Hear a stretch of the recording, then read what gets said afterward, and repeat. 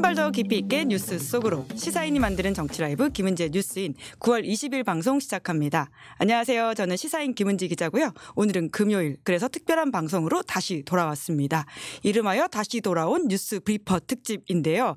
지난 8월 16일에 화제의 코너, 화제의 방송이었죠. 많은 분들이 정보와 재미 모두 있다라고 하셔가지고 저희가 다시 긴급하게 9월 한 달 만에 편성을 했습니다. 세 분과 이야기를 다시 나누면서 정치에 깊이 있게 들어가 보는 시간인데요. 바로 인사드리겠습니다. 세 분 안녕하세요. 안녕하세요. 네, 뭐 소개가 필요 없는 분들인 것 같긴 한데요. 이제는요. 그래도 다시 한번 말씀드리겠습니다. 쑥스러워하는 예명 헬마우스 임경빈 작가님이십니다. 안녕하세요. 헬마우스입니다. 네, 그때 텐션가 좀 다르신 것 같은데요. 추석 세고 와서 그러신가요? 네, 추석이가지고. 예, 다른 분들이 좀 올려주실 것으로. 너무 민망한 게 옆에서 계속 이제 의미야. 올려치기. 네, 우리가 왜 이 사람을 다시 불렀는지. 이렇게 하잖아요. 네. 그러면 해야죠. 왜 다시 불렀는지. 네. 올려치기의 진정한 대표주자 우리 오마이뉴스의 강호신 기자님 안녕하세요. 네, 안녕하세요. 오늘도 올려치기 당해가지고 이 두 양대 상대 사이에서 골짜기를 담당하고 있는 곽우진입니다. 잘 부탁드립니다. 컨셉을 잘 잡고 계십니다. 네, 또 이번에도 숟가락 잘 얹어가지고 계속 이제 저 무임승차해서 같이 마치 팀플의 프리라이더 같은 느낌으로 조별 점수 잘 잡았지만 아무튼 열심히 기여해 남자.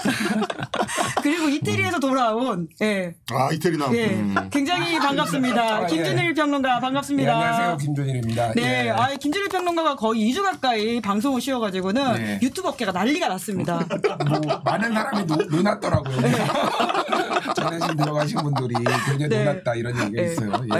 특정인이 굉장히 수혜를 받다 이런 얘기를 장 소장님이 말씀하고 다니시더라고요. 그분들 저한테 밥을 사야 되는데 아주 숨쉬기 없네요. 네, 오시자마자 바로 저희 방송에 복귀해 주셔서 감사드리다는 말씀을 드리면서 저희가 8월 16일에 그때 이제 정치 현안들 그리고는 좀 한 달 깊이 있게 보는 이야기들을 여쭤봤었는데 그때 굉장히 많은 걸 맞추셨지만 사실 틀리신 것도 있습니다. 그럼요. 결정적인 걸 틀리지 않았어요? 네, 그 명짤 혹시 기억하십니까? 세 분 모두 반성 모드로 있는 짤들이 돌아다니던데요. 이거 한 달을 걸어가지고 지금 정봉주 최고위원 된다. 자, 세 분 다 오를 드셨는데 혹시 그때 그거에 대해서 혹시 좀 리뷰하실 게 있으실까요? 그때 근데 저는 어쨌든 단서는 달았습니다. 단선 달았다. 죄송합니다. 아닙니다. 얼굴이 다 비장해. 아니 거의 반성하고 있는 장면 아닌가요? 이 정도면? 이미 반성하고 있어 얼굴에서. 저거 빼고 거의 다 맞추셨다. 이렇게 제가 말씀드리겠습니다. 저렇게 단호한 표정으로? 죄송합니다. 한치 앞을 알 수 없는 정치 뉴스. 하지만 이 세 분과 함께라면 재밌고 의미 있게 읽을 수 있다. 다시 한번 올려치기 해드리겠습니다. 네, 스튜디오 자체가 문제가 있습니다. 저는 이제 커피가 이디야 커피 이 컵인데 여기는 이제 국정원 컵이에요. 저기는 검찰 컵이야. 도대체 이게 뭐 하는 소리인지. 이 조직은 무엇인가? 아니 원래 권력은 시장으로 넘어갔잖아요.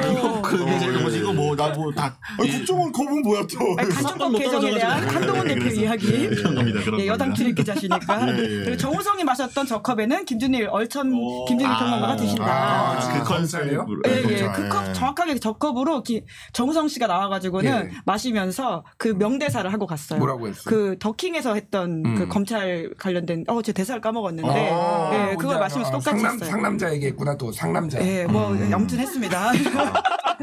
정우성이랑 저랑 닮은 부분이 꽤 있죠. 이거 이런 식으로 받아가시는 건가요? 남자라는 거. 그럼 기획 캡처하신 김에 정우성 씨랑 이제 화면 편집을 해가지고 컵 들고 있는 거 그냥 붙여주세요. 괜찮으실까요? 너무 지금 벌써 짤 생산이 네, 저희가 이렇게 화기애애하게 한 달 만에 다시 만나가지고 이야기를 나눠야 될 텐데요. 그 사이에 윤석열 대통령 임기 채운다 뭐 이런 OX를 했었는데 또 새로운 내용들이 나와가지고요. 먼저 OX 퀴즈를 좀 빠르게 해본 다음에 왜 이렇게 드셨는지를 이야기해보려고 합니다. 자, 그러면 준비되셨을까요? 한번 해보셨으니까 할 때 OX인지 말씀도 같이 하셔야 된다라는 거를 이해하실 거라고 생각하고요. 바로 들어가겠습니다. 자, 준비되셨죠? 자, 김건희 공천 개입 의혹 더 나온다. 하나, 둘, 셋. X 같은 O. 약간 이렇게 애매하신 거 안 됩니다. 지금 김준일 평론가 단호하셔야 됩니다.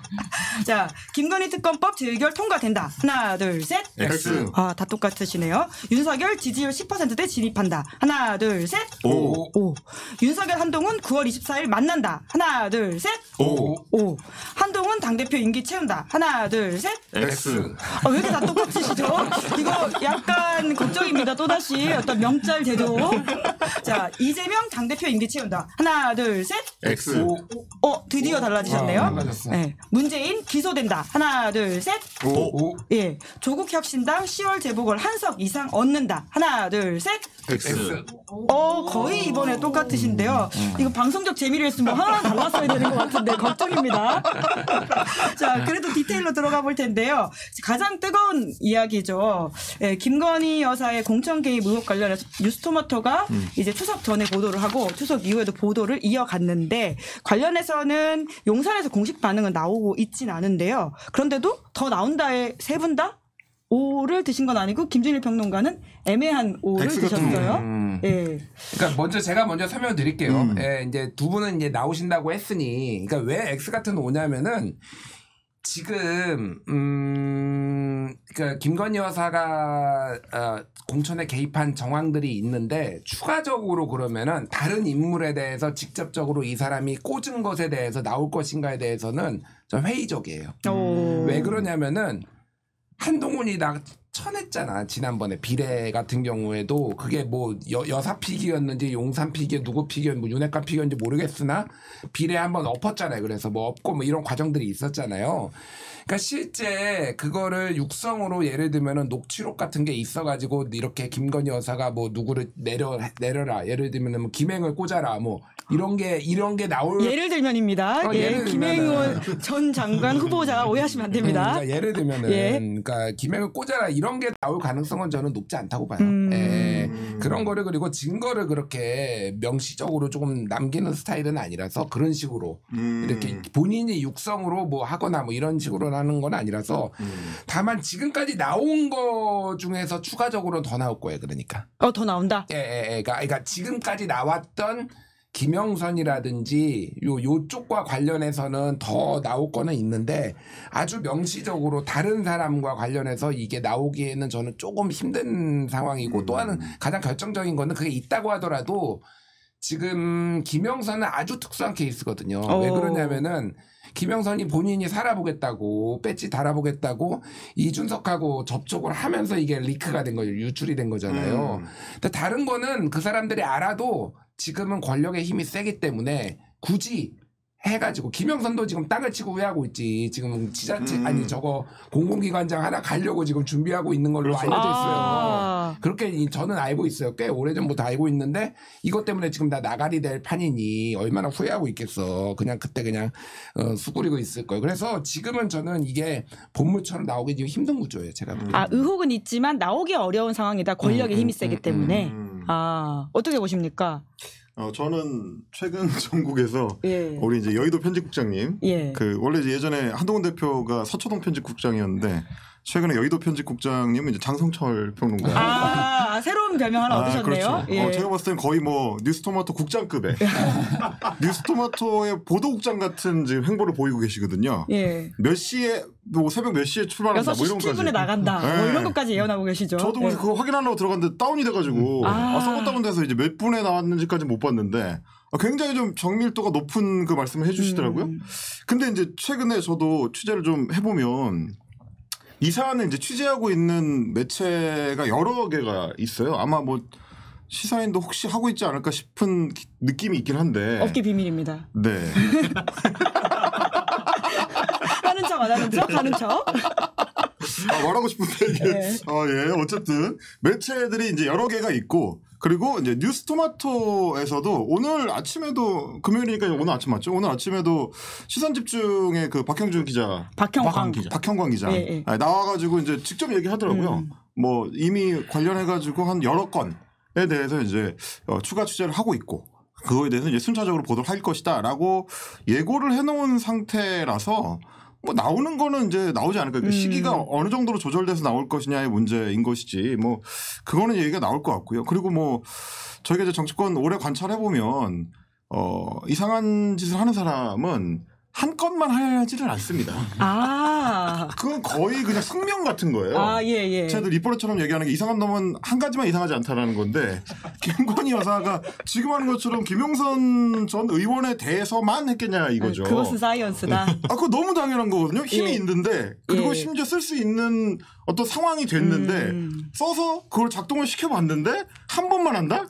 불가능한 얘기거든요. 근데 이제 그거를 어느 정도까지 취재가 돼서 어느 밀도의 그 기사가 나올 것인지는 이제 지켜봐야 되지만 나오는 거는 뭐 어쨌든 나올 것이다. 저는 좀 그렇게 보는 상황입니다. 오마이뉴스도 혹시 좀 취재를 하고 있나요? 그러니까 저희도 뭐 아름아름 뭐 이렇게 좀 레이더를 펼치고 있기는 한데, 그러니까 사실 이런 보도 같은 경우에는 우리가 보통 살라미식으로 보도를 한다고 하잖아요. 물론 이제 대체적으로 보았을 때 살라미식 보도라고 하더라도 퍼스트 임팩트 이상의 보도가 후속타로 나오는 경우가 잘 없기는 합니다. 좀 드물기는 한데, 그러나 그럼에도 불구하고 지금 당장 다음 주에 이제 세 번째 보도가 나올 가능성이 높은 상황이고 그 이후의 보도들도 추가적으로 준비를 하고 있다고 하기 때문에 그 보도가 연장선상의 보도일지 아니면 아예 새로운 썸띵 뉴일지는 확실하지 않지만 뭔가 더 뉴스토마토가 지금 사운을 걸고 하고 있다는 건 확실한 거기 때문에 분명히 뭔가 나올 것이다라는 게 하나가 있고요. 두 번째로는 방금 임 작가님이 잘 말씀 주신 것처럼 김건희 여사께서 이제 대통령께서 정치를 안 하시니까 여사께서 정치를 많이 하시는데, 그래서 여사께서 막 전화도 많이 진중훈 교수하고도 통화하고 뭐 이것도 정치하고 한동훈 대표한테 텔레그램도 보내고 많이 하시잖아요. 이분이 뭐 김영선 전 의원하고 했든 명태균 씨하고 했든 어쨌든 둘 중에 하나하고 한 건 확실하니까 이 두 사람하고 했겠냐는 건 너무 당연한 질문인 거잖아요. 그리고 그 당시에 잘 기억하시면 뭐 아시겠지만 용산하고 여의도하고 상당히 세게 붙었단 말이에요. 공천 문제를 두고. 공천으로 붙었다는 거, 아니 용산이 아예 여의도한테 자유권 완전히 주거니 하고 싶은 대로 라고 했으면 충돌할 일이 없었겠죠. 용산이 꽂고 싶은 픽이 있었고 그 픽을 뭔가 이렇게 하려고 했는데 잘 안 됐기 때문에 이제 이철규 의원이 이제 반발도 하고 비례대표 관련해가지고 공개적인 이야기까지 나오고 했던 거잖아요. 그러니까 그 말은 결국 용산에서 뭔가 여러 가지 시도들이 있었고 그렇기 때문에 결과적으로는 이번 공천처럼 실패한 시도들이 있었겠지만 실패한 시도가 대부분이겠지만 그럼에도 불구하고 여기저기 찔러봤을 것이다. 그때 사실은 자리 만들어줘야 된다, 많이 마련하기 위해서 누구누구 내보내야 된다 이런 얘기 되게 많이 돌았었거든요. 그 때문에 저는 김건희 여사를 포함해서 용산에서 뭔가 공천에 개입하려고 했던 의혹이나 정황들은 추가로 나올 가능성이 훨씬 크다 이렇게 보고 있습니다. 저는 이게 되게 중요한 말씀인 게, 왜냐하면 이분이 또 여당 출입 기자잖아요. 그러시죠. 반장, 여당 네, 반장입니다.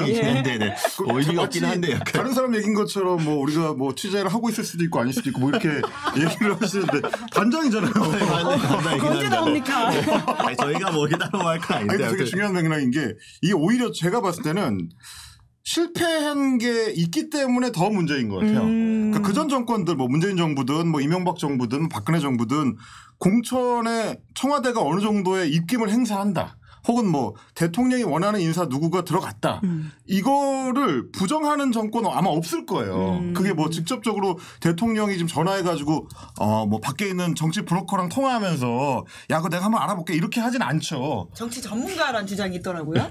네, 뭐 정치 브로커? 책사는 뭐가 됐든지 간에 그게 이제 바깥에 있는 당의 뭐 당직자도 아니고 당 밖에 있는 돈 받고 일하는 어떤 사람이랑 대통령이 통화를 하면서 그건 내가 한번 알아볼게 뭐 이렇게는 안 하잖아요. 보통. 약간 비슷하셨던 것 같아요.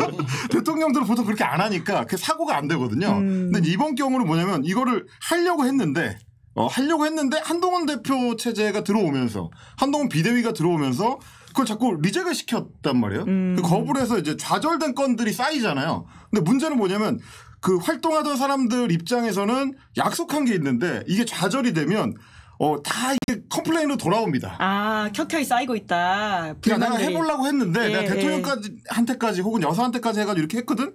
근데 이게 이제 이렇게 해가지고 잘 안 됐어. 이거 설명하는 과정들이 아마 있었을 거고 그걸 해명하거나 뭐 주변의 다른 유력 정치인들을 통해서 자기 얘기를 조금 더 이제 강화하려고 하거나 뭐 이런 시도들이 아마 있었을 거고. 그러니까 한동훈 비대위가 이거를 꺾어놨기 때문에 생긴 여러 문제들.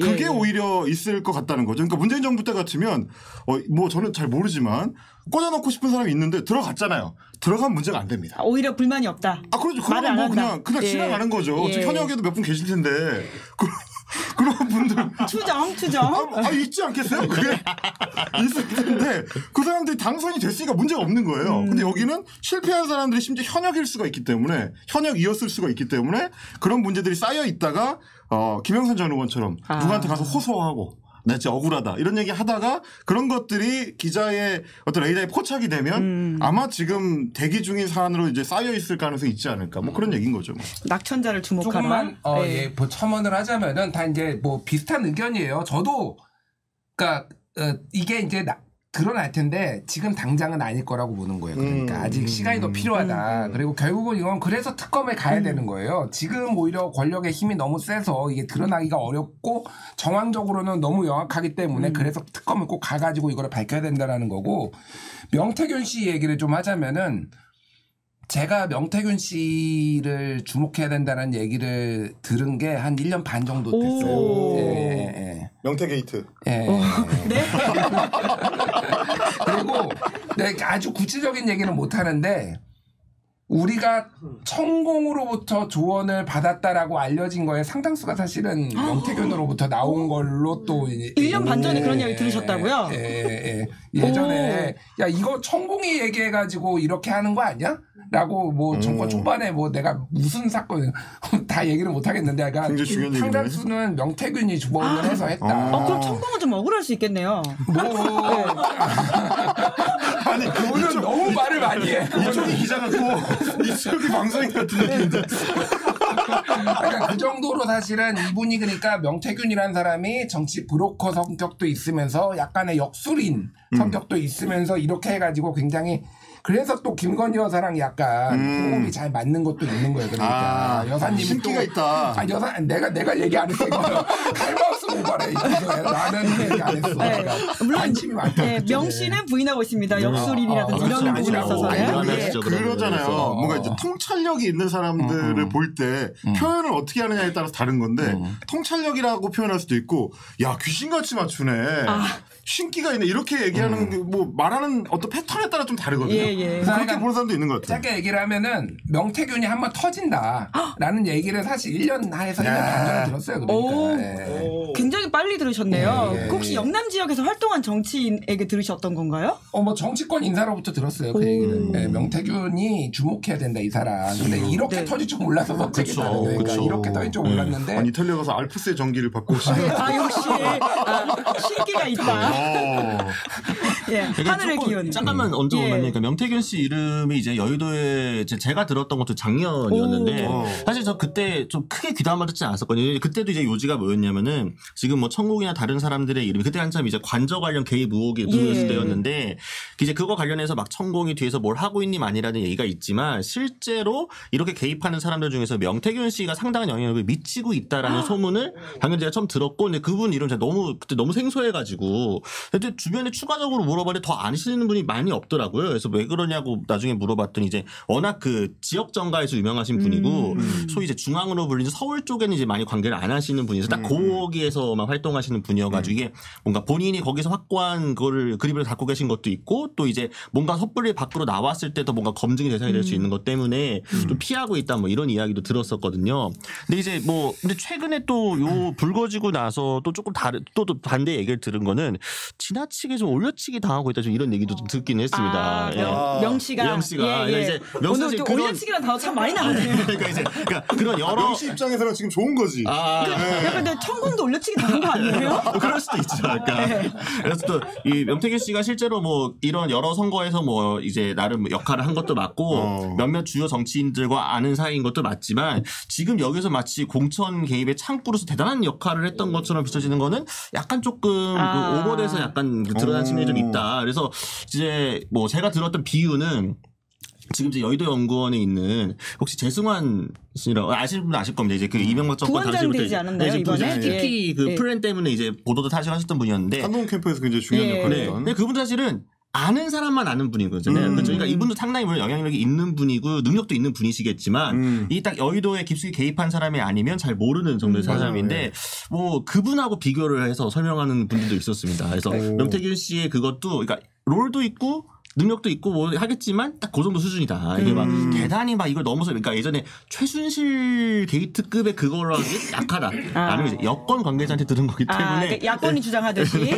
그 얘기는 그 최순실 게이트가 되려면 박근혜 대통령의 측근으로서의 최순실인 거잖아요. 그렇죠, 그렇죠. 근데 이제 최순실 게이트가 되려면 그 급으로 되려면 김건희 여사의 측근으로서의 명태균이냐 아니냐 요 게임이 된다는 얘기인데 그 얘기는 결국 김건희 여사가 사실 대통령이다.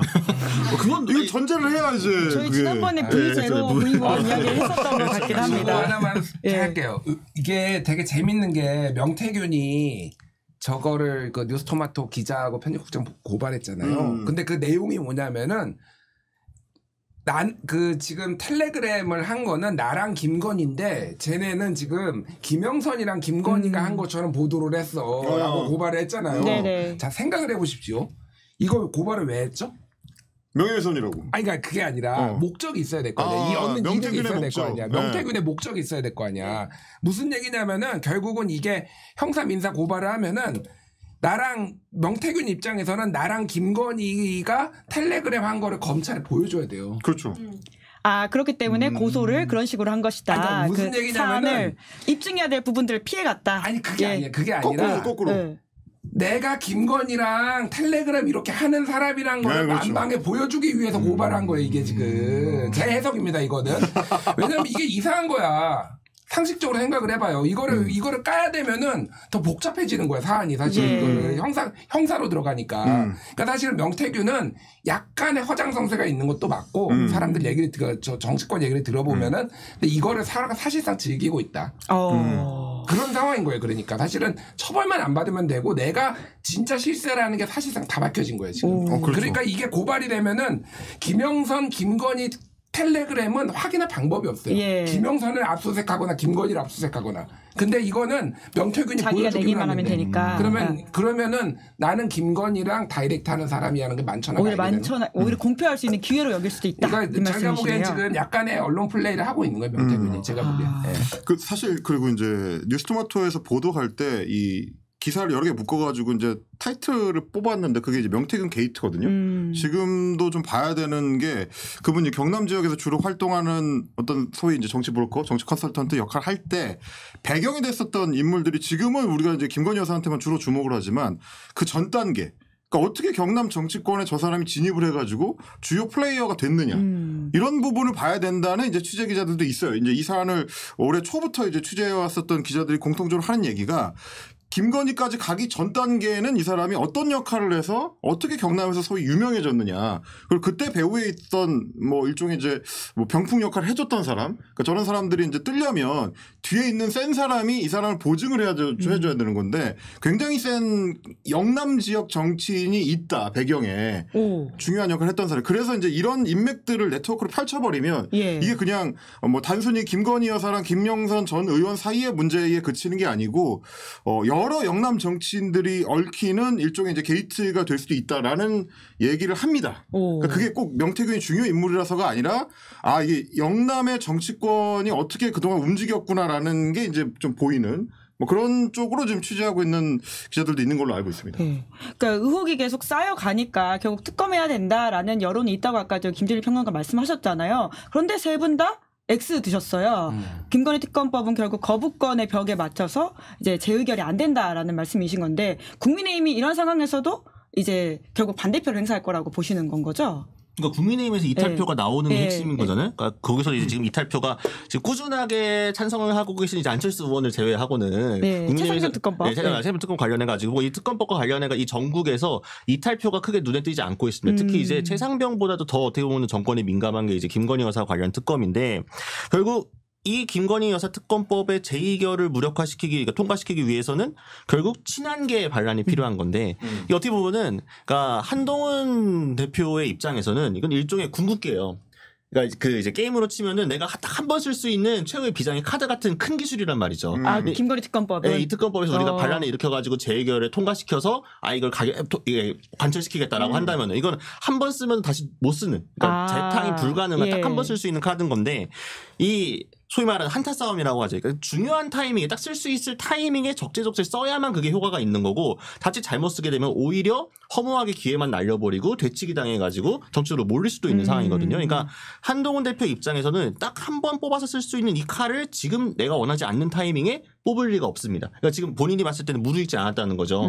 이 정권이 진짜로 뭔가 후반부로 가면서 막 진짜 이제 레임덕이 가속화되고 이전에 이제 이명박 박근혜 정권으로 정권은 연장됐지만 사실상 정권 교체 같은 느낌이 났잖아요. 이게 왜 그런가 하면 결국 친이 친박계 갈등 속에서 이제 거기서 또 한 건데 친한계가 그런 시나리오를 또 그리고 있다는 이야기를 많이 하거든요. 결국에는 지금의 친윤계를 뒤엎고 보수 안에서 뭔가 새로운 세력으로서 부상해가지고 이거를 인정받아야 되는 건데 그걸 할 수 있는 이 카드를 지금 아무런 준비도 안 돼 있고 당내 세력도 확보가 안 돼 있는 상태에서 섣불리 썼다가는 그 이후를 도모할 수 없다. 그리고 한동훈 대표가 나중에 대권 욕심도 있고 만약에 앞으로 뭔가 더 큰 정치인이 하고 싶다고 한다면은 지금 타이밍에 김건희 여사 특검법에 반란이 나올 가능성은 거의 없다. 이런 상황인 거죠. 그래서 저는 어제 그러니까 목요일에 뉴스토마토 2차 보도가 나오고 난 다음에 친한계 인사들이 이제 방송에 나와서 이야기하는 걸 보면서 이제 이거랑 좀 연결되는 이야기인데 그러니까 아직은 타이밍이 아닌데 누적시켜 나가는 와중이구나라고 생각한 게 어제도 이제 보도가 나온 다음에 그 뉴스의 초점이 김건희 여사나 김영선 전 의원과 관련된 쪽에서 한 걸음 나가가지고 이제 개혁신당 두들기기로 갔거든요. 그러니까 이제 친한계 인사들 뭐 예를 들면 이제 박상수 대변인이라든지 이런 사람들은 나와가지고 마치 여당 인사인데 자기 일이 아닌 것처럼 평론을 하더라고요. 자기 일이 아닌 것처럼 마치 이 사안이 이제 사실은 나올 게 아직 이제 별게 없고 결국은 이제 개혁신당의 이준석 의원이 이제 해명해야 되는 문제다. 너네 당의 이제 공천 이제 농단 과정이 아니냐. 뭐 이런 식으로 이제 비평을 하더라고요. 그러니까 친한계 입장에서 봤을 때는 이 사안이 결국 한동훈 당시 비대위원장은 쳐낸 사안이고 그러니까 이걸 거절한 사안이고 그 불똥이 이 개혁신당으로 튀어서 이준석 의원이 혼쭐이 나든지 말든지 별로 상관이 없는 거고 그리고 이게 나중에 커지면 그때 가서 생각하면 된다. 이런 판이 아니냐. 그렇게 보이더라고요. 그래서 어제도 방송 전체적으로 보면 국민의힘 패널들이 쫙 갈려요. 그래서 이제 뭐 친윤계 쪽 사람들은 거의 안 나오거나 나와도 이제 사안 자체에 방어하는 쪽이라면 친한계 인사들은 나와서 이제 이준석 의원 때리는. 남의 일처럼? 그렇죠. 그러니까 좀 놀랍더라고요. 이게 뭐지? 약간 그런 느낌. 켜켜이 쌓이고 있다 이런 말씀이신 것 같은데요. 그러니까 저는 굳이 이제 또 위험하게 예상을 해보자면은 좋습니다. 저희 그런 거 좋아합니다. 알프스 전기로 김건희 특검법과 관련해서는 이탈표 6표. 6표? 예, 6표 나온다. 저희 또 짤 생성합니다. 6표 나온다. 예. 네네. 그러니까 아슬아슬하게 통과 안 될 것 같아요. 저는. 근데 6표는 어떻게 예상하시는 거예요? 내 마음이죠, 그냥. 내 마음속에 숫자 6이 마음에 들었다, 오늘. 내 마음속에 이탈표. 그러니까 이게 지금 분위기가 조금 심상치는 않아요, 근데 진짜로. 예, 그리고 몇 표는 진짜 나올 것 같아요. 한번 보세요. 한번. 이탈표는 나온다. 이탈표는 무조건 나와요. 무조건 나오는데 김건희 여사를 쉴드를 쳐야 되는 것에 대한 상당히 이제 그런 게 있는데 이게 지금 뒤에 저도 결국은 X를 들었던 이유가 통과는 안 될 것 같고 뒤에 연결되는 질문들하고 사실 다 연결돼 있어요. 무슨 얘기냐면 뒤에 좀 설명을 하겠지만은 한동훈하고 24일에 윤석열하고 만나는 거하고 그리고 한동훈 임기 채우는 거하고 다 연결돼 있다. 얼른 넘어가 볼까요? 하지만은 한동훈은 던질 거예요. 제가 보기에는. 예. 던진다? 뭘 던진다? 대표직 던질 겁니다. 그런 생각이 들어요. 뒤에 좀 얘기해 보죠. 그럼 혹시 곽유신 기자 말씀하실 게 요거 관련해서요?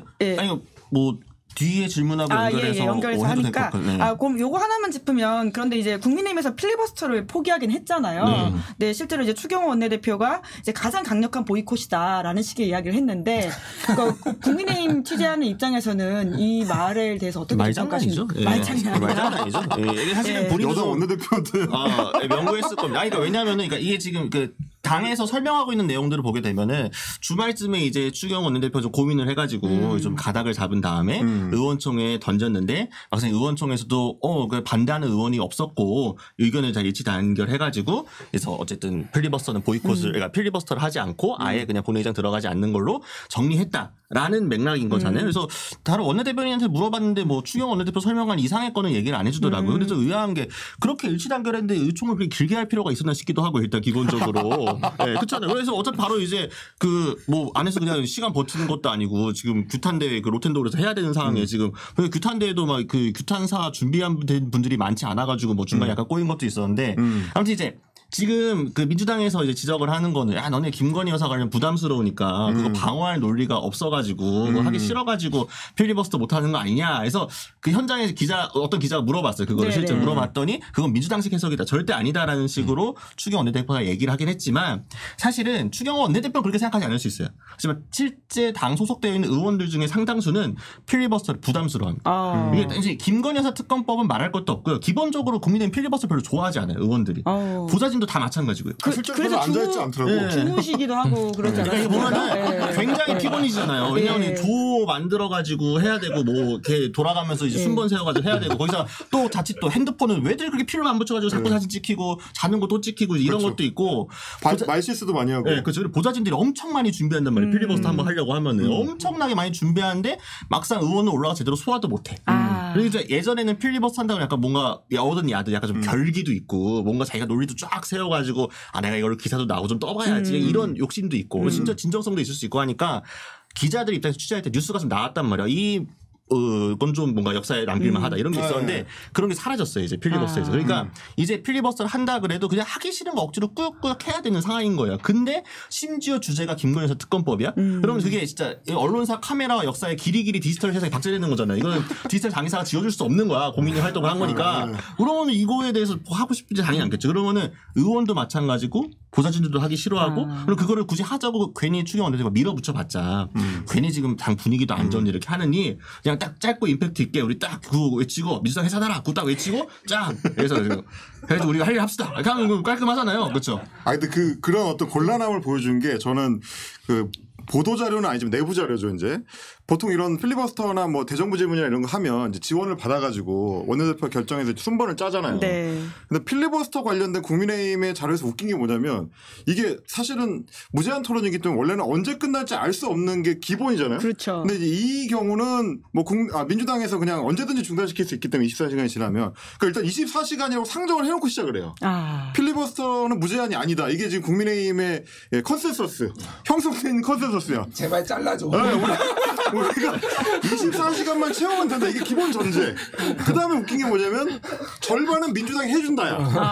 아니 표를 짰는데 6명씩 돼 있어요. 그래서 우리 당 누구 민주당 빈칸 우리 당 누구 민주당 빈칸 민주당 해준다는 전제가 없잖아. 원래 안 해주면 그만 아닙니까? 해줘야 된다고 당연하게 짜져 있어요. 민주당이 빠지면 24시간 못 채웁니다. 아니 뭐 이런 필리버스터가 있어요. 그러니까 애초에 하기 싫다는 게 거기 다 드러나는 거죠. 근데 예전에 안 그랬어요. 처음에 국민의힘에서 필리버스터 한다고 했을 때는 아니 이거는 반대를 위한 무제한 토론인데 민주당 왜 들어오냐. 민주당 하지 마라. 우리가 다 할 거다. 막 처음에 그랬었단 말이에요. 그래서 우리도 막 신청자 많아가지고 막 뭐 분배하는 것도 힘들고 막 근데 이제 지원자도 없으니까 뭐 지원자 구한다는 것도 보내고 근데 나중에는 막 마치 짬 처리하듯이 막 초재선한테 밀어내는 거 선수로 해가지고 막 젊은 의원들한테 막 밀어내고 막 이런 식으로 해서 곤란해하는 경우도 생기고 아무튼 필리버스터 제도가 이거 되게 약간 오염된 측면이 없지 않아 있는데 하여튼 여러모로 물론 저는 야당도 그런 식으로 자꾸 24시간 끊는 것도 적절하지 않다고는 보지만 근데 기본적으로 그거를 상정해 놓고 잘 말씀해 주신 것처럼 우리도 24시간인데 반이니까 12시간만 버티면 되지 않을까? 그래서 시간을 잘 분배해가지고 좀 이렇게 체력 안배를 잘 해가지고 2시간씩 잘 버텨야지. 이거 그러놓고 나중에는 근데 이준석 의원 시키면 좀 우리가 불리할 수 있으니까 이준석 의원 끊어야지. 이런 거나 이런 잔기술이나 쓰고 있는 게 집권 여당의 현실. 굉장히 취재에 디테일이 들어가니까 생생하네요. 이 필리버스터 마치 본 것 같은 느낌입니다. 하지만 저는 불가분 불가한 원칙이다. 특별히 싫어하진 않습니다. 당연히. 어제 그 추경호 원내대표가 뭐 민주당식 해석이라고 하면서 마지막에 덧붙인 게 대통령께 거부권을 강력히 요청한다. 우리 모르겠고 빨리 거부권 주세요. 이게 이 마음이 너무 잘 들어요. 강력히 요청한다고. 네, 이제 그런 상황인데 결국은 대통령 지지율이 제일 중요하지 않겠습니까? 아까 이제 어떻게 국민의힘 내부가 움직이는지의 동력이라고 하는 것은 근데 세 분 다 결국은 대통령이 지금 사실 최저 지지율 한국갤럽 기준으로 20을 찍었는데도 10%대로 진입한다. 더 떨어진다고 전망을 하셨어요. 뭐 때문에 더 떨어질 거라고 보세요?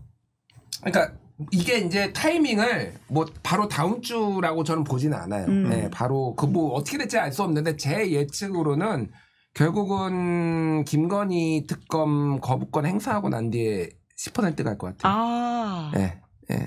예. 제가 예전부터 얘기를 했는데 꽤 오래전부터 얘기했죠. 이 나라는 김건희의 나라고 국채라고 말씀하셨죠.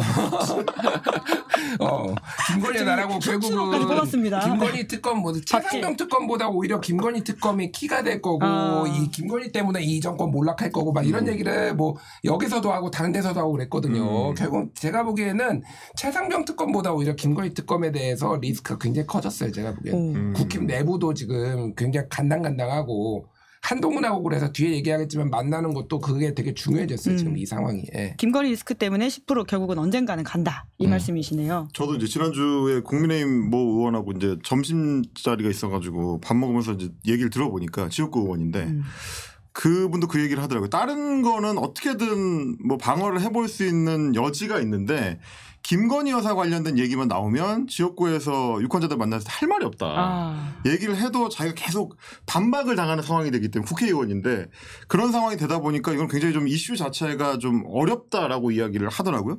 그렇다라는 얘기는 지금 말씀하신 것처럼 정권의 가장 본질적인 위기는 계속 김건희 여사 주변 상황들이 터져 나오는 것들이라서 게다가 김건희 여사 본인도 자제할 생각이 전혀 없어 보이고 그러면 이 어떤 잠재적 위험은 계속 안고 가야 되는 게 되니까 뭐 떨어지는 지지율을 끌어올릴 수 있는 어떤 다른 방법이 없는 거죠. 그러면 이제 떨어지는 걸 지켜보는 수밖에 없지 않나. 뭐 그렇게 저는 보입니다. 떨어지는 걸 지켜봐야 된다. 저는 전부 단적으로 저희 추석 명절에 모이면 정치 얘기하잖아요. 근데 저희 집이 진짜 다 모여 있거든요. 모든 정당 지지자들이 다 모여 있어서 정말 진짜 저는 사실 별로 그래서 모이는 거 좋아하지 않는데 항상 싸우기 때문에 어느 높아지고 종합판. 그리고 저한테 물어봐요. 정치부 기자 어떻게 생각해? 뭐 자꾸 저한테 뭐 판단 내려주고 하니까. 근데 이제 저희 친척들 중에 어쨌든 국민의힘과 윤석열 대통령을 강하게 지지하는 분들도 당연히 계시거든요. 근데 그분들조차도 이번 명절 밥상에서 한 목소리로 김건희 여사에 대해서 안 좋은 이야기를 정말 많이 했습니다. 물론 이제 날선 이야기들을 왜 나와가지고 마포대교 순시간이야. 어른들 말씀이 이제 나댄다 뭐 이런 거. 그렇죠.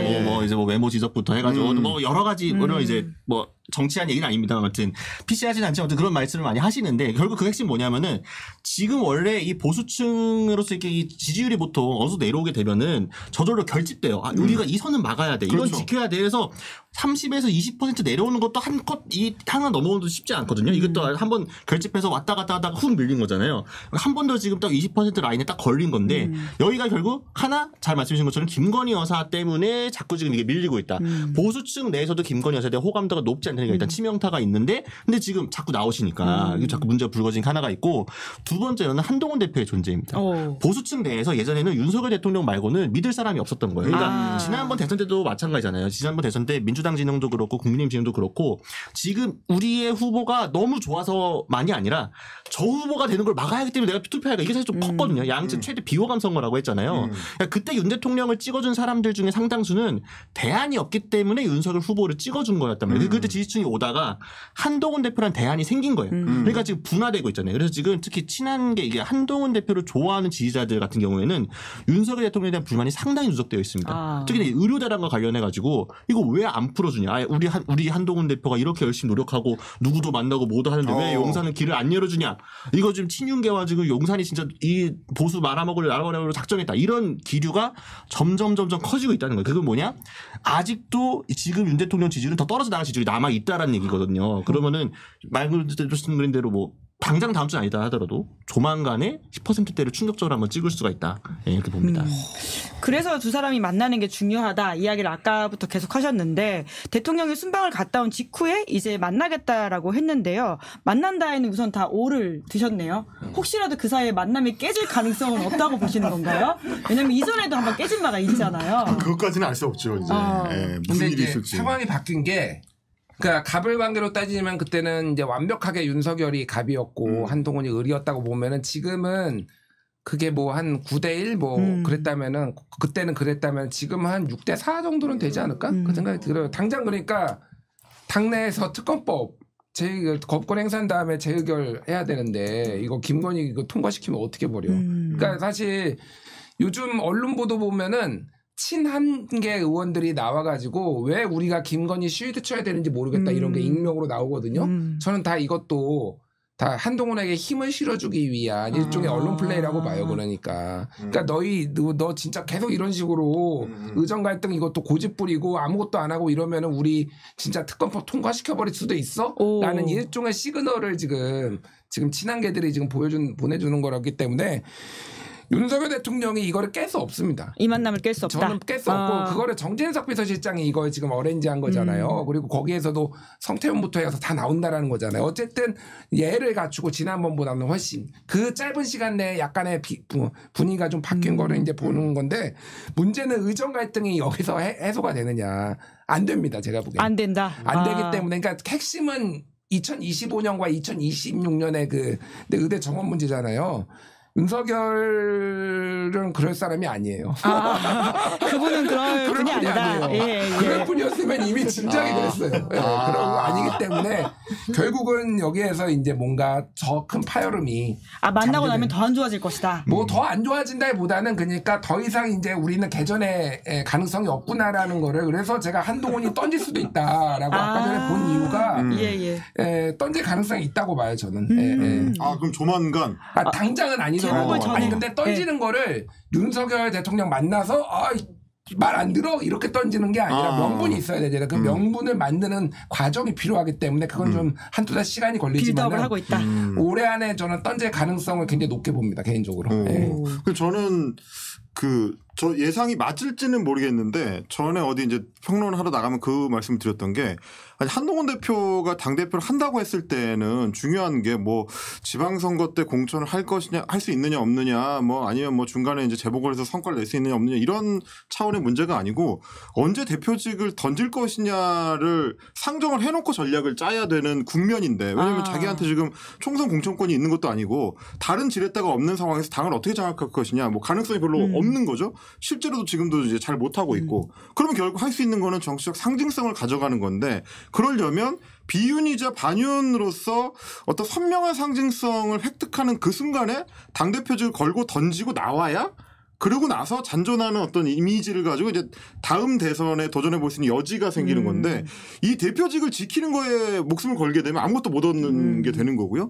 아마 이제 전략적인 어떤 사고를 할 수 있는 사람이라면 언제 던진다, 어느 타이밍에 어떤 이슈를 가지고 던진다. 예전에 이제 유승민 원내대표 시절에 증세 없는 복지는 없다라고 하면서 대통령 직접 충돌하고 튕겨나갔던 것처럼 그런 어떤 상징성을 가지고 부딪혀 보려고 하지 않을까. 그게 이제 어떤 이슈가 될지는 모르겠지만 지금 의대 정원 문제가 될 수도 있고 뭐 김건희 여사나 최상병 특검법 관련된 문제가 될 수도 있지만 그걸 아마 상정하고 움직이고 있을 거다. 그 상정을 안 했으면 그냥 바보인 거고 권력이 좋아서 그냥 대표 한번 해보고 싶어서 나온 사람이 되는 건데 그럼 이상하잖아요. 그러면 그 정도로 바보는 아닐 것 같다라는 생각인 거죠. 자연스럽게 당대표 임기 채운다 이렇게 넘어갔는데 세 분 다 X 드셨거든요. 그런데 이제 박우신 기자도 같은 전망이신 거죠? 그러니까 저는 물론 한동훈 대표가 자의적 판단에 의해서 대표직을 던질 수도 있는데 타의에 의해서 물러날 수도 있죠. 뺏긴다. 네, 그러니까 이제 뭐냐면은 그러니까 한동훈 대표 입장에서도 지금 당대표를 언제까지 하는 게 가장 자기한테 유리할지 그 중간에 어떤 성과들을 만들어야지 고민을 많이 할 거고 지금 윤석열 대통령도 그렇고 용산도 지금 쌓여있는 굉장히 많은 상황이거든요. 사실은 이전에 비대위 체제 때도 선거를 앞두고 한동훈 체제가 맞냐 아니냐를 가지고 중간에 좀 갑론을박이 용산에서 있었던 걸로 알고 있습니다. 그래서 실제로 한동훈 비대위 체제를 무너뜨리고 다른 비대위원장으로 교체하는 안까지도 얘기를 했었고 그때 이제 유력하게 검토됐던 게 이제 원희룡 전 장관이었다라는 이야기도 이제 그때 나왔었는데 그러니까 뭐냐면은 용산은 지금 뭔가 틈만 보고 있어요. 한동훈 대표가 마음에 안 든 지 한참 됐고 한동훈 대표도 어쨌든 기본적으로 본인이 살려면은 친윤하고 거리를 두면 가는 기조로 가게 됐으니까. 근데 뭐냐면은 시간이 흐를수록 시간은 한동훈 대표의 편입니다. 윤석열 정권의 지지는 점점 악화될 거고 임기는 짧아지고 레임덕은 가속화되는 상황인데 한동훈 대표 어쨌든 탄탄하게 가고 어쨌든 당선된 이후로 지금 있잖아요. 이제 대표직을 유지하는 상황이다 보니까 용산 입장에서는 최대한 조금이라도 힘을 더 쓸 수 있을 때 무너뜨리려고 한다면 무너뜨려야 된다. 결국 그렇게 되면은 지금 의료대랑 갈등 같은 경우에도 보게 되면은 용산이 길을 열어주지 않기 때문에 한동훈 대표가 지금 자율적으로 할 수 있는 상황이 굉장히 옵션이 적어진 상태라서 뭐가 안 나오고 있었는 게 지금 그러니까 뭐 여야 의정이라고 하지만 야당이든 의료계든 가가지고 한동훈 대표 만나서 무슨 얘기를 하겠습니까? 어차피 용산에서 뭐 안 해주면 아무것도 안 되는 건데 그리고 정에 이게 중요한 거잖아요. 그럼 정부에서 이걸 왜 안 해줄까? 한동훈 대표를 키우기 싫기 때문에 안 해준다는 얘기들이 나오고 있습니다. 그러니까 지금 윤석열 대통령 측에서는 이미 한동훈 대표를 잠재적 경쟁자로 지금 해놓고 이 사람을 어떻게 하면 최대한 견제할까에 집중을 하고 있기 때문에 만약에 한동훈 대표가 약간 뭐 이 특검과 관련돼서도 뭔가 이상한 기류가 보인다.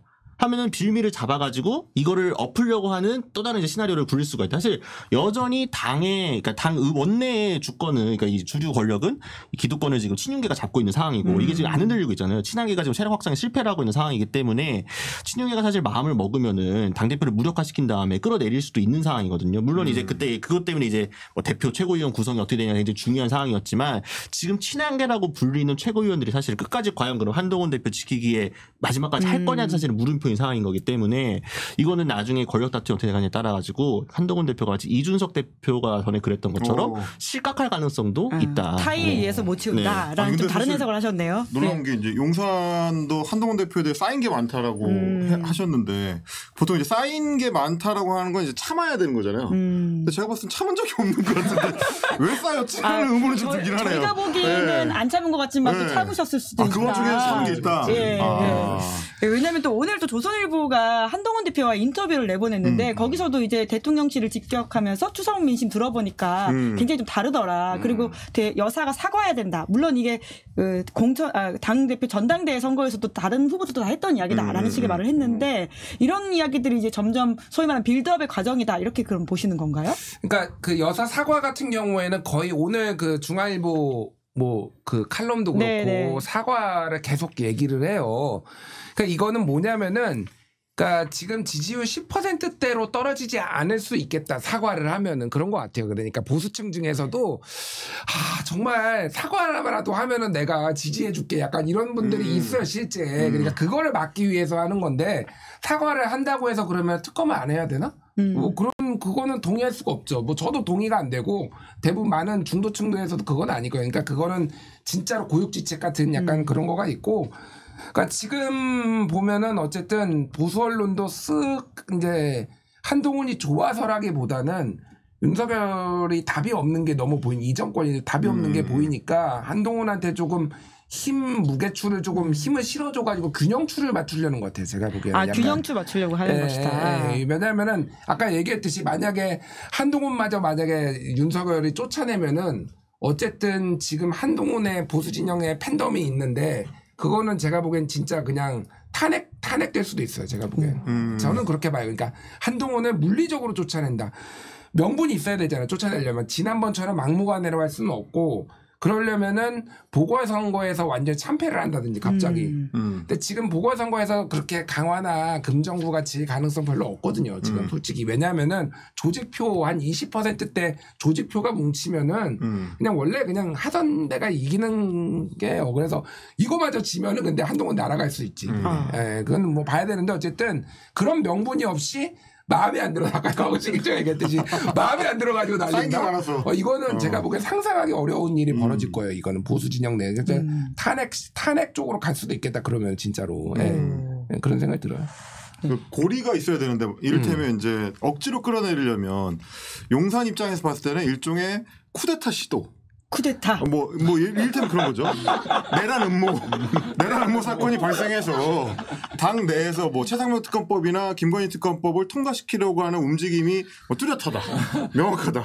이건 내란 예비 음모 정도로 이제 시급을 해가지고 그런 거를 이제 친윤계에서 이제 들어 엎으려는 시도를 할 수는 있겠지만 뭐 이 말씀을 왜 드리냐면 결국 최상병 특검법이나 김건희 특검법을 통과시킨다라는 거는 사실상 방아쇠를 당기는 거라서 이 정권을 끝낼 거고 우린 더 이상 여당이 아니다. 그 선언인 거기 때문에 그 방아쇠에 손가락을 대면 이제 움직일 수 있겠지만 그거 외에 나머지 가지고 이제 한동훈 대표를 물리적으로 끌어내린다 이제 그거는 뭐 계기가 없죠. 뭐 그 정도는 뭐 생각할 수 있는 것 같아요. 항명 수괴죄네 그러면. 박정훈 대령한테 하려고 하려고 했던 그놈이. 기소할 수 있겠는데요. 그러니까 한동훈 대표도 본인이 좀 지위가 불안하다는 걸 너무나 잘 알고 있을 겁니다. 어쨌든 본인이 꽤 높은 지지율로 당선이 돼서 당을 좀 장악할 수 있을 줄 알았는데 생각보다 당장하기 쉽지가 않은 상황이거든요. 뭐 지역 당협도 그렇고 뭐 원내는 말할 것도 없고 그럼 결국 지금 한동훈 대표가 본인의 이거를 지키기 위해서 할 수 있는 거는 최대한 이 팬덤과 지지층을 강화하는 거거든요. 그렇기 때문에 이번 조선일보 언론 인터뷰도 그렇고 평소에 이제 뭐 백그라운드 브리핑에서 얘기하는 거든 아니면 특히나 이제 소위 그 이미지 샷들 있잖아요. 뭐 넥타이를 뭐 이렇게 불어헤친다라든가 그런 뭔가 이게 있어 보이는 샷들 같은 게 유명한 게 있잖아요. 그게 정치적 반대자들 입장에서 봤을 때 저게 뭐야라는 식이지만 정치적으로 한동훈 대표의 호감인 사람도 약간 이렇게 되는 거거든요. 이게 되게 극단적으로 호불호가 갈리는 사진들인 거잖아요. 그렇죠. 이거를 한동훈 대표가 반대자들이 그 사진을 조롱한다는 걸 모르고 하겠는 건 절대 아니라는 거죠. 이거 뭐냐면은 끊임없이 지금 어필을 하는 거예요. 이거 뭐냐면은 연예인이 아이돌들이 셀카 자꾸 찍어가지고 인스타그램에 올려주고 이제 릴스 같은 거 더 찍어 올리고 소통한다고 막 하고 하잖아요. 여러 플랫폼 통해가지고. 그게 왜요? 팬들 붙들어두려고 하는 거잖아요. 한동훈 대표는 이 63%라고 하는 이 지지층이 무너지게 되면은 그다음부터는 정말 뒷일을 도모할 수가 없기 때문에 그러니까 지금 용산에서도 어차피 원내 다수구 사국한데 이걸 했을 때 진짜 이게 오히려 정권이 역풍 불까봐 이게 쉽게 물리적으로 못하는 거거든요. 근데 이 지지층마저 좀 와야 된다? 그럼 바로 들어갈 수 있어요. 그러니까 한동훈 대표가 이렇게 계속 적극적으로 이 특정 매체들하고 언론 인터뷰하고 샷을 만드는 것도 그 일환이다. 이미지 정책 일환이다. 네. 명절에 플레이리스트를 공개한 것도 약간 그런 거에 일환이라고 보시는 건가요? CBS 라디오 가가지고 네. 약간 반대자리 입장에서 봐서 아니 뭐 한가하냐 그러더니 무슨 가서 뭐 음악 방송하냐라고 할 수 있을지 모르겠지만 물론 뭐 저는 뭐 그럴 수도 있다 생각해 솔직히. 근데 그러니까 그것도 확실하게 어필이 되는 거죠. 그 우리 지지자들한테는 우리 대표는 그 와중에 여유도 있고 좀 이렇게 어떤 뭐랄까 교양도 좀 있고 소양도 좀 있고 근데 왠지 윤 대통령은 뭔가 좀 뭐 술 먹는 거 말고는 잘 못할 것 같고 뭐 교양도 없어 보이고 하는데 약간 그래도 우리 한동훈 대표는 좀 낫지 않을까라는 그런 지점들을 이렇게 공략을 잘 해 나가는 거죠. 굉장히 네. 전략적인 행보다. 그렇죠. 다 전략적인 이렇게 행보죠. 해석을 하시네요. 네. 근데 그게 이제 본인의 취향에 안 맞으면 못하는 행보들이에요. 그렇죠. 그것도 뭐 좋아하시니까 할 수 있는 거겠죠 또. 예. 연필 얘기라든지 뭐 아니면 무슨 뭐 만년필 얘기라든지 뭐 이런 것들 아니면 뭐 피규어 같은 얘기들 이런 게 이제 본인의 취향과 본인의 캠프에서 생각하는 지지층의 취향이 잘 맞는다고 생각해서 이제 그런 코드들을 강조를 하는데 글쎄 뭐 저는 보면서도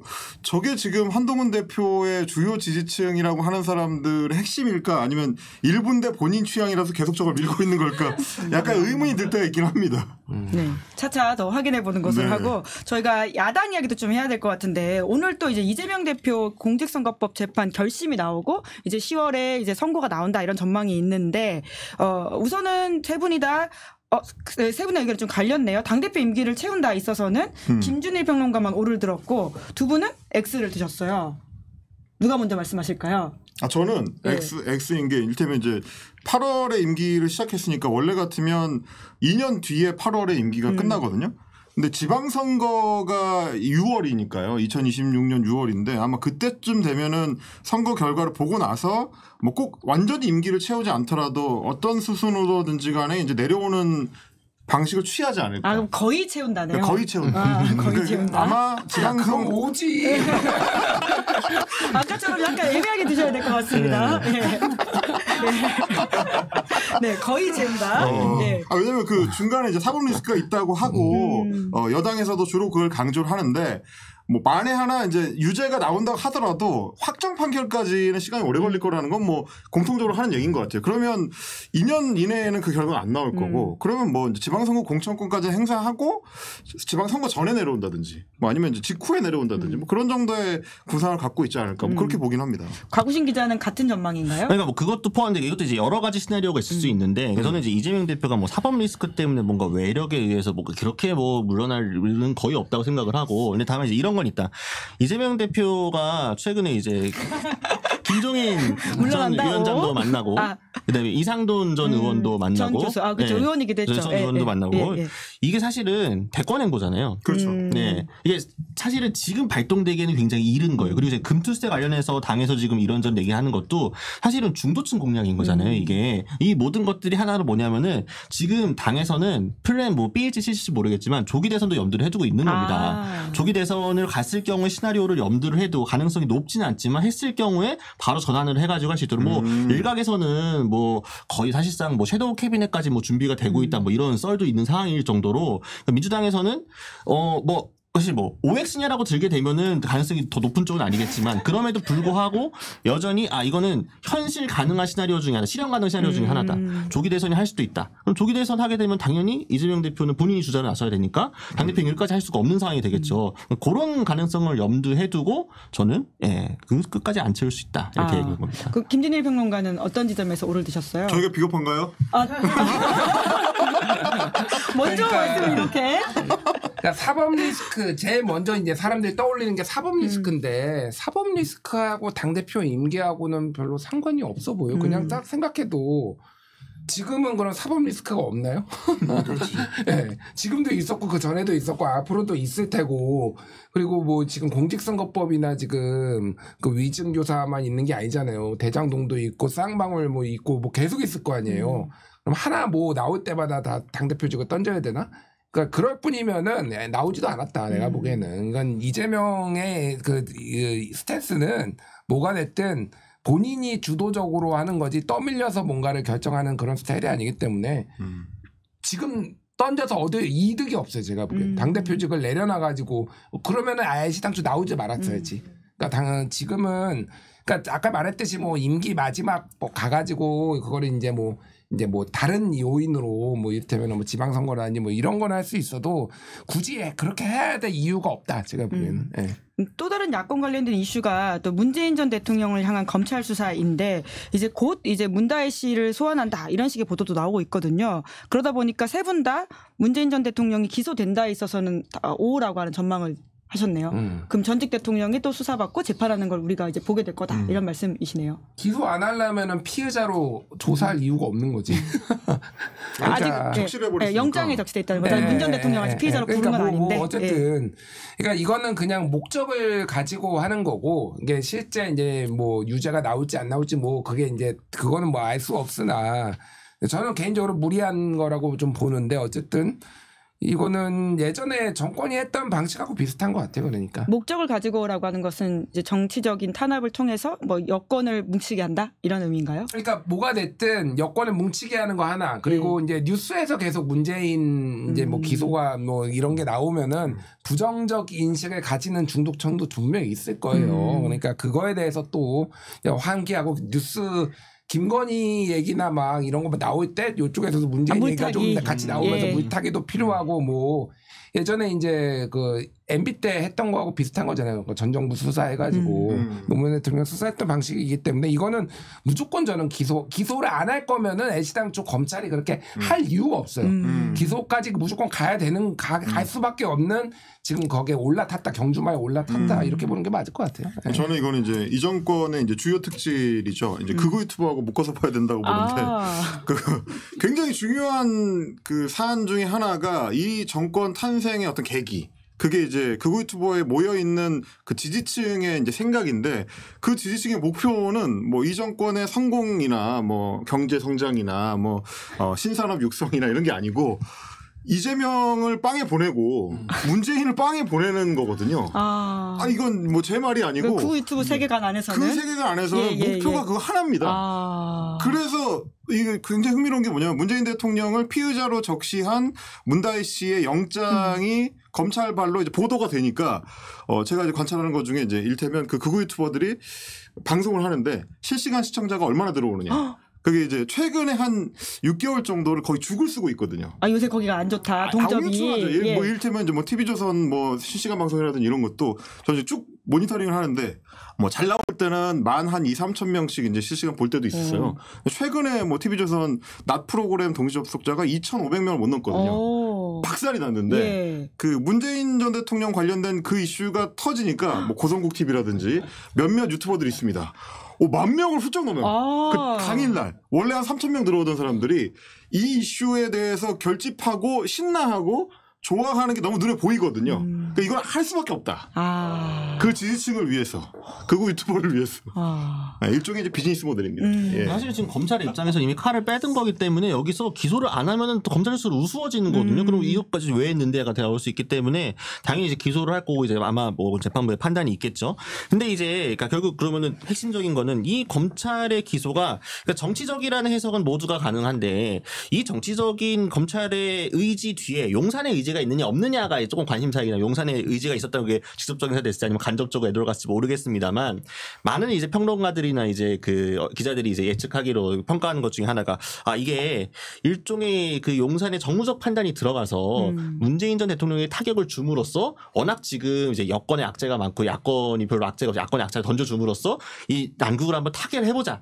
이런 정무적 판단 때문에 지금 이렇게 굉장히 공을 들여가지고 이렇게 문재인 전 대통령이 엮어가고 있는 거다. 이런 추측들이 있거든요. 그래서 저는 이게 말이 안 된다고 봅니다. 아니다. 예, 왜냐하면은 이게 사실 어마어마한 반전이. 이게 왜냐하면 왜 말이 안 되냐면 그래서 결과가 어땠냐면은 친문계와 친명계가 손을 잡았어요. 그렇죠. 오히려 야권이 단합했다. 야권의 분열을 획책해가지고 뭘 하는 게 아니라 야권이 단합을 해가지고 7개월 만에 또 이재명 대표 다시 또 문재인 대통령 만나고 명문정당 이렇게 하고 오히려 지금 문재인 대통령 전 대통령 탈당 요구하라고 했던 사람들 달래가지고 하지 말라고 하고 이게 굉장히 좀 단합되는 모양. 지금 사실 약간 그 대선 앞두고 우리 뭉쳐 이런 분위기를 만들어진 거잖아요. 그러니까 저는 결과적으로 공천이 안 됐으니까 공천 개입이 아니다. 그거랑은 달라요.